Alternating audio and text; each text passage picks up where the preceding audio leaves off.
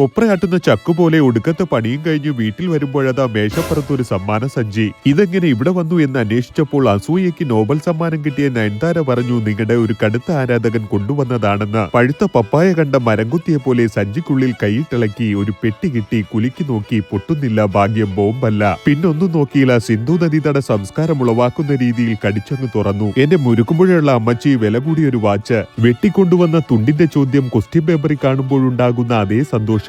അതെ, അസൂയയ്ക്കൊരു മൂത്ത മോൾ ഉണ്ടായാൽ ഏതാണ്ട് ഇതുപോലിരിക്കും. വിലപിടിപ്പുള്ള ഒരു സമ്മാനം എനിക്ക് തരാൻ മാത്രം ആരാണാവോ വലിയ മനസ്സിന് ഉടമ എന്ന് കണ്ടുപിടിക്കുന്നതിനിടയിലാണ് തുണിയെടുക്കാത്തൊരു സത്യം ഞാൻ കണ്ടത്. വാച്ചിന്റെ കന്നിമൂല ഭാഗത്തായി എന്റെയും അദ്ദേഹത്തിന്റെയും പേരുകൾ കൊത്തിവെച്ചിരിക്കുന്നു. പണ്ട് സ്കൂളിൽ പഠിക്കുമ്പോൾ ജോമെട്രി ബോക്സും റബ്ബർ കട്ടയും ഒക്കെ സമ്മാനമായി കിട്ടിയിട്ടുണ്ടെങ്കിലും ഇത്തരം കൊത്തുപണികളുള്ള സ്നേഹം നിറഞ്ഞൊരു സമ്മാനം ആദ്യമായിട്ടാണ്. രാവിലെ അപ്പത്തിന് മുട്ടക്കറിയാണെന്നറിയുന്ന ആമാശയത്തെ പോലെ സന്തോഷം കൊണ്ട് വിതുമ്പിപ്പൊട്ടി.